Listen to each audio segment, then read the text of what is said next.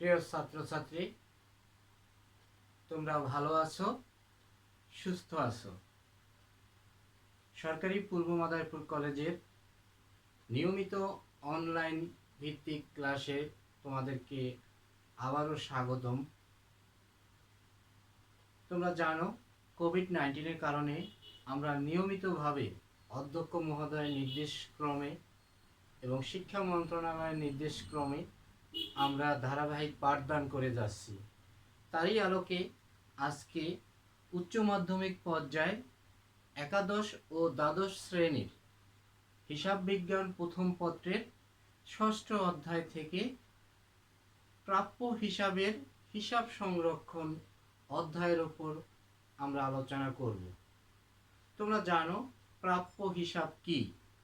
অর্থাৎ যখন ব্যবসায়ী প্রতিষ্ঠান কোনো ব্যক্তি বা প্রতিষ্ঠানের নিকট ধারে পণ্য বা সেবা বিক্রি করেন, তখন এই ধারে পণ্য বা সেবা বিক্রয়ের ফলে যে পাওনা সৃষ্টি হয় তাকেই প্রাপ্য বলে। এই প্রাপ্য হিসাবের সংরক্ষণের জন্য কিছু নিয়মাবলী আমাদেরকে মেনে চলতে হয়, পালন করতে হয়। অনেক সময় দেখা যায় এই প্রাপ্য হিসাবের একটি নির্দিষ্ট সময় এসে যাদেরকে সেবা প্রদান করা হয়েছিল, যাদের কাছে বাকিতে পণ্যদ্রব্য বিক্রি করা হয়েছিল, তারা তাদের সেই পাওনাটি পরিশোধ করে না। অনেক সময় অনিশ্চিত হয়ে পড়ে। এই যে চূড়ান্ত প্রচেষ্টা চালানোর পরও যখন পাওনাদারের কাছ থেকে যে পরিমাণ টাকা আদায় হবে না বলে একজন ব্যবসায়ী একটা সুনির্দিষ্ট সময় এসে নিশ্চিত হন, ওই পরিমাণ টাকাকে বলে অনাদায়ী পাওনা, অনাদায়ী দেনা, কুঋণ। তো আসো আমরা একটি অঙ্কের মাধ্যমে এই অধ্যায়ের আরো ভিতরে প্রবেশ করার চেষ্টা করি। আমরা একটি অঙ্ক লিখে রাখছি, তোমরা দেখতে পাচ্ছ। অঙ্কটি আমি পড়ে শোনাচ্ছি। 2018 ও 2019 সালে অর্ণা ট্রেডার্সের প্রাপ্য হিসাব সংক্রান্ত তথ্যাবলী নিম্নরূপ। সেখানে কি আছে? অনাদায়ী পাওনা সঞ্চিতি 1/1/2018 তারিখ, অর্থাৎ এটাকে আমরা বলি প্রারম্ভিক 12,000 টাকা। লিখিত অনাদায়ী পাওনা, এই লিখিত অনাদায়ী পাওনা বলতে আমরা হিসাবের খাতায়, হিসাবের বহিতে লিখিতকে মিন করছি। এর পরিমাণ 18 সালে দেওয়া আছে 6,000 টাকা, 19 সালে এরূপ কোনো লিখিত অনাদায়ী পাওনা নেই। অলিখিত অনাদায়ী পাওনা 18 সালে 10,500, 19 সালে 5,400। প্রাপ্য হিসাব অর্থাৎ 18 সালের 31 ডিসেম্বর এবং 19 সালের 31 ডিসেম্বর এসে প্রাপ্য হিসাবের পরিমাণ 2,26,500 এবং 1,55,400। প্রতি বছর অনাদায়ী পাওনা সঞ্চিতির হার 18 সালে 2.5% এবং 19 সালে 5%। এই 2.5কে কোনো সময় 2.5%ও বলা হয়ে থাকে। একই বক্তব্য। এখান থেকে আমরা কি শিখব? করণীয় কাজ ক, 18 এবং 19 সালের অনাদায়ী পাওনার পরিমাণ। খ, 2 বছরের প্রয়োজনীয় জাবেদা। গ, অনাদায়ী পাওনা সঞ্চিতি হিসাব। তো আসো আমরা একে একে এই ধাপগুলো আজকে শেখার চেষ্টা করি এবং আমরা সামনে এগিয়ে যাচ্ছি। তো আমরা কয়ের অনাদায়ী পাওনা পরিমাণ নির্ণয় করব 2টি বছরের। তো দেখো, লিখিত অনাদায়ী পাওনা 18 সালে 6,000, 19 সালে ছিল না, লিখেছি আমরা।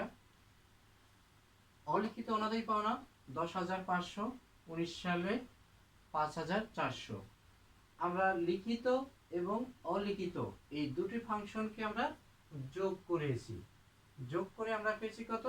16,500, আর এখানে যোগ করে 5,400।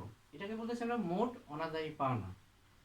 এর সাথে আমরা যোগ করেছি নতুন অনাদায়ী পাওনা সঞ্চিতি। নতুন অনাদায়ী পাওনা সঞ্চিতি কিভাবে আমরা নির্ণয় করছি? নোট 1-এ আমরা এখানে দেখাচ্ছি তোমাদেরকে, তোমরা এখান থেকে দেখে নেবে।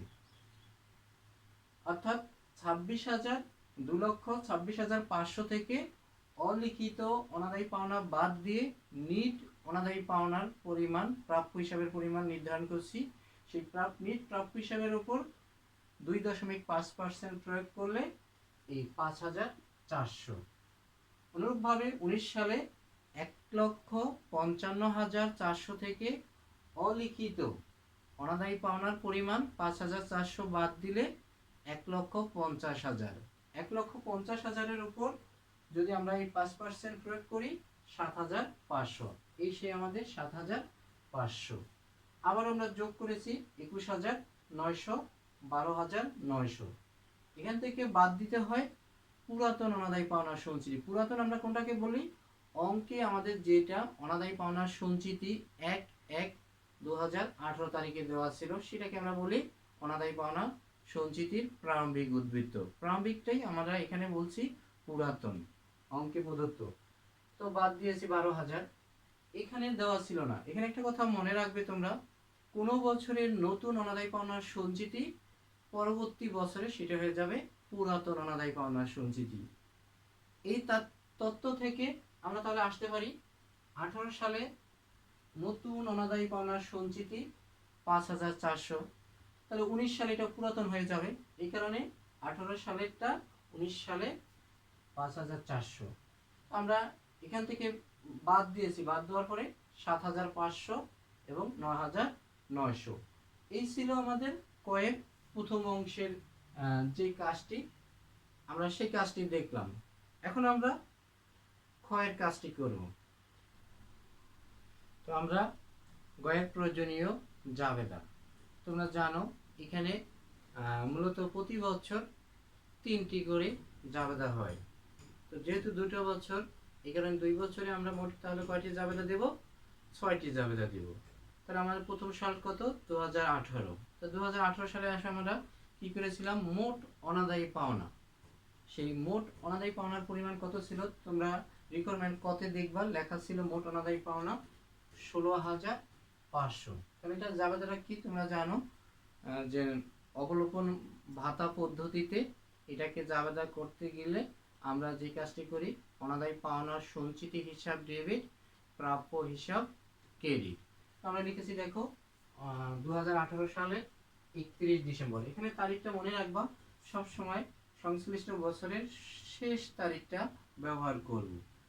তো ডিসেম্বর 31 তারিখে অনাদায়ী পাওনার সঞ্চিতি হিসাব ডেবিট, প্রাপ্য হিসাব ক্রেডিট, এটা আমরা কোথায় পেয়েছি? মোট অনাদায়ী পাওনা 16,500 2018 সালে।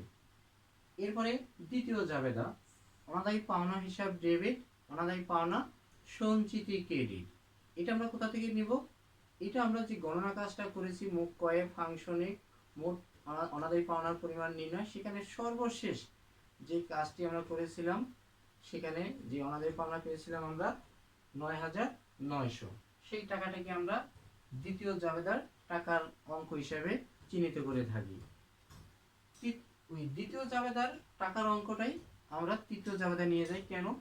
এই টাকাটাকে আমরা আয় বিবরণীতে স্থানান্তর করি হিসাব বন্ধের জন্য। এই কারণে আমরা লিখছি আয় বিবরণী বা আয় সারাংশ ডেবিট, অনাদায়ী পাওনা হিসাব ক্রেডিট। এভাবে আমরা 18 সালের 3টি জাবেদা শেষ করলাম। যদি তোমাদের কাছে 1 বছরে চাওয়া হয় তাহলে তোমরা এই 18 সালেরটা করে শেষ করে দিও। যদি 19 সালেরটা চাওয়া হয় তোমরা 19 সালে করো। যদি কোনো কিছু না বলা হয় প্রয়োজনীয় জাবেদা, তাহলে তোমাকে বুঝতে হবে 2 বছরের জাবেদা তোমাকে চেয়েছে। এরপর আসো 2019 সাল। আমি এই পার্টে দেখাচ্ছি 2019 সাল। সেখানেও একই জাবেদা। তোমরা যদি একটু সতর্ক থাকো তাহলে বুঝতে পারবা যে 18 সালের প্রথম জাবেদা 19 সালের প্রথম জাবেদা সেম জাবেদা, তফাৎ শুধু টাকার পরিমাণে। তো সেখানে আমরা দেখছিলাম মোট অনাদায়ী পাওনা আর 19 সালে ছিল 5,400। সেই টাকাকে আমরা নিয়ে আসছি, সেই 5,400 জার্নাল আমরা জাবেদা দিয়েছি। এরপরে গণনা কাজে ক ফাংশনে 19 সালের সর্বশেষ যোগ বিয়োগের পরে বাদ দেওয়ার পরে যে টাকার অঙ্কটা ছিল সেখানে ছিল 7,500। সেটাকে বলি আমরা দ্বিতীয় জাবেদার টাকার অঙ্ক। দ্বিতীয় এবং তৃতীয় জাবেদার টাকার অঙ্ক 7,500। জাবেদা ঠিক সেম জাবেদা, 18 সালে যা দিয়েছি 19 সালেও একই জাবেদা, অর্থাৎ একই জাবেদার পুনরাবৃত্তি, তফাৎটা শুধু টাকার অঙ্কে। 7,500 অনাদায়ী পাওনা হিসাব ডেবিট, অনাদায়ী পাওনা সঞ্চিতি ক্রেডিট। তৃতীয় জাবেদা হিসাব বন্ধের জন্য ওই দ্বিতীয় জাবেদার টাকার অঙ্ক কি আমরা তৃতীয় জাবেদার বেস ধরে আয় বিবরণী ডেবিট, অনাদায়ী পাওনা হিসাব ক্রেডিট। এই ছিল আমাদের ক্ষয়ের প্রয়োজনীয় জাবেদার তথ্যাবলী। আমরা এখন সর্বশেষ গয়ের রিকোয়ারমেন্ট অর্থাৎ অনাদায়ী পাওনা সঞ্চিতি হিসাবটা তৈরি করব, অর্থাৎ খতিয়ান। খতিয়ানটা আমরা যে কোনো পদ্ধতিতে করতে পারি, কারণ এখানে আমাদেরকে কোনো সুনির্দিষ্ট গাইডলাইন বলা নাই। যদি অঙ্কে সুনির্দিষ্ট গাইডলাইন অর্থাৎ চলমান ছকের কথা বলা হয় অথবা টি ছকের কথা বলা হয়, তখন আমরা পালন করব। আর যদি কোনো কিছু বলা না থাকে, সেক্ষেত্রে তোমরা যেই খতিয়ানটা করতে অভ্যস্ত, যেটা পারদর্শিতা, সেটাই তোমরা ফলো করবে। তো আমরা এখানে আধুনিক পদ্ধতিটাকে অবলম্বন করেছি, অর্থাৎ চলমান জের পদ্ধতি। তো আসো আমরা এই চলমান জের পদ্ধতি অনুযায়ী 2018 সালের জানুয়ারির 1 তারিখে আমরা দেখছিলাম অঙ্কে অনাদায়ী পাওনা সঞ্চিতির পরিমাণ 12,000 টাকা 1/1/2018 লেখা ছিল। সেটাকে বলতেছি আমরা প্রারম্ভিক। এই কারণে আমরা লিখছি 2018 সালের 1 জানুয়ারি অনাদায়ী পাওনা সঞ্চিতির পরিমাণ, এটাকে আমরা লিখব প্রারম্ভিক উদ্বৃত্ত, অথবা তোমরা ব্যালেন্স বিডি শব্দটা ইউজ করতে পারো। তো প্রারম্ভিক উদ্বৃত্ত আমার কত ছিল তোমরা জানো, 12,000 টাকা। এখন এটাকে কেন আমরা ক্রেডিট পাশে লিখলাম? অনাদায়ী পাওনা সঞ্চিতির সবসময় ক্রেডিট উদ্বৃত্ত হয়, এই ক্রেডিট উদ্বৃত্ত সবসময় ক্রেডিট পাশ থেকে শুরু করতে হয়। এই কারণে আমরা প্রারম্ভিক উদ্বৃত্ত 12,000 টাকা ক্রেডিট পাশে লিখেছি উদ্বৃত্তের ঘরে। এরপরে 18 সালে আমরা 3টি জাবেদা দিয়েছি, তোমরা যদি একটু স্মরণ আছে তোমাদের। প্রথম জাবেদা আমরা লিখছিলাম অনাদায়ী পাওনা সঞ্চিতি ডেবিট, প্রাপ্য হিসাব ক্রেডিট। তারিখটা ছিল 18 সালের ডিসেম্বর 31। শিরোনামটা আসবে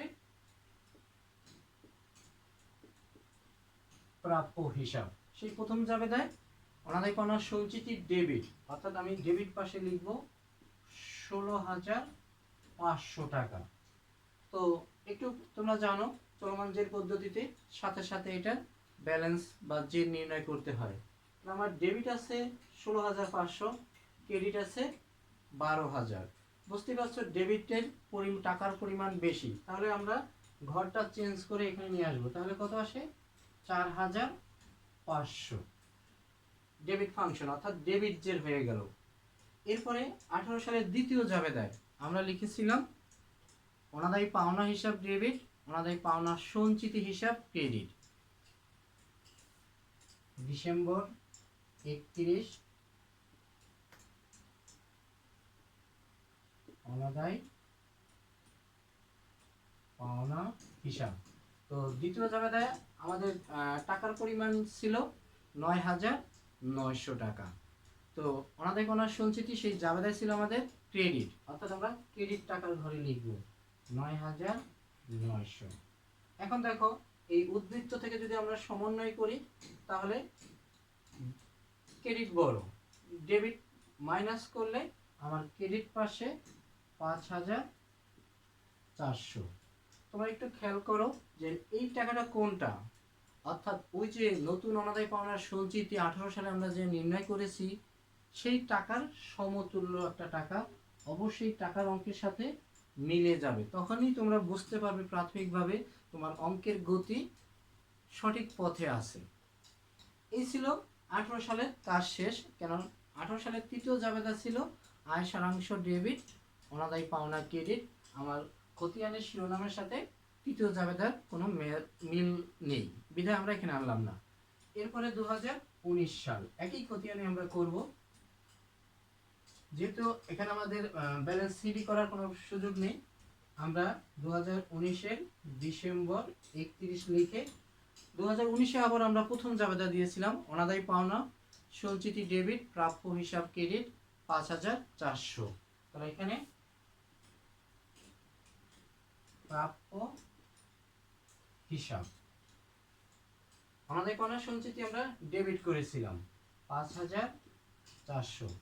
মজার ব্যাপার হচ্ছে, দেখো আমার সর্বশেষ উদ্ধৃত আছে 5,400 ক্রেডিট, আবার ডেবিটও আছে 5,400, অর্থাৎ আমার ব্যালেন্স এখন না ব্যালেন্স ডেবিট না ব্যালেন্স ক্রেডিট, নীল হয়ে গেছে। এরপরে দ্বিতীয় জাবেদা, আমরা সেই দ্বিতীয় জাবেদা কি লিখছিলাম? অনাদায়ী পাওনা হিসাব ডেবিট, অনাদায়ী পাওনার সঞ্চিতি হিসাব ক্রেডিট। 1 তারিখ ডিসেম্বর 31।